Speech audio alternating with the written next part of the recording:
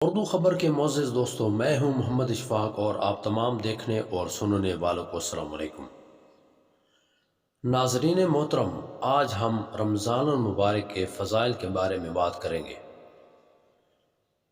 خدائے رحمان کا کروڑ ہا کروڑ احسان ہے کہ اس نے ہمیں ماہ رمضان جیسی عظیم الشان نعمت سے سرفراز فرمایا۔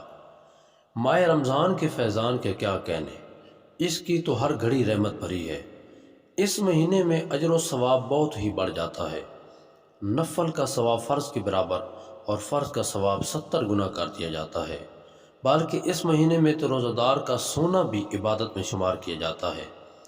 عرش اٹھانے والے فرشتے روزہ داروں کی دعا پر آمین کہتے ہیں، اور ایک روایت کے مطابق رمضان کے روزے دار کے لیے دریا کی مچھلیاں افطار تک دعائے مغفرت کرتی رہتی ہیں۔ ناظرین محترم، روزہ باطنی عبادت ہے، کیونکہ ہمارے بتائے بغیر کسی کو یہ علم نہیں ہو سکتا کہ ہمارا روزہ ہے، اور اللہ عز و جل باطنی عبادت کو زیادہ پسند فرماتا ہے۔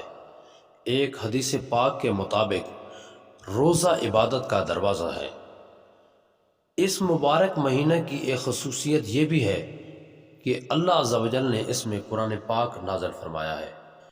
چنانچہ مقدس قرآن میں خدائے رحمان کا نزول قرآن اور ماہ رمضان کے بارے میں فرمانے عالی شان ہے: رمضان کا مہینہ جس میں قرآن اترا، لوگوں کے لیے ہدایت اور رہنمائی اور فیصلہ کی روشن باتیں، تو تم میں جو کوئی یہ مہینہ پائے ضرور اس کے روزے رکھے، اور جو بیمار یا سفر میں ہو تو اتنے روزے اور دنوں میں۔ اللہ عز و جل تم پر آسانی چاہتا ہے اور تم پر دشواری نہیں چاہتا، اس لیے کہ تم گنتی پوری کرو اور اللہ کی بڑائی بولو، اس پر کہ اس نے تمہیں ہدایت کی اور کہیں تم حق گزار ہو۔ سیدنا ابو سعید خدری رضی اللہ تعالی عنہ سے روایت ہے کہ رسول اللہ صلی اللہ علیہ وآلہ وسلم نے فرمایا: جب ماہ رمضان کی پہلی رات آتی ہے تو آسمانوں اور جنت کے دروازے کھول دیے جاتے ہیں اور آخر رات تک بند نہیں ہوتے۔ جو کوئی بندہ اس ماہ مبارک کی کسی بھی رات میں نماز پڑھتا ہے تو اللہ عز و جل اس کے ہر سجدہ کے عوض اس کے لیے 1500 نیکیاں لکھتا ہے، اور اس کے لیے جنت میں سرخ یاقوت کا گھر بناتا ہے جس میں 60,000 دروازے ہوں گے، اور ہر دروازے کے پٹ سونے کے بنے ہوئے ہوں گے جن میں یاقوت سرخ جڑے ہوں گے۔ پس جو کوئی ماہ رمضان کا پہلا روزہ رکھتا ہے تو اللہ عز و جل مہینے کے آخر دن تک اس کے گناہ معاف فرما دیتا ہے، اور اس کے لیے صبح سے شام تک 70,000 فرشتے دعائے مغفرت کرتے رہتے ہیں۔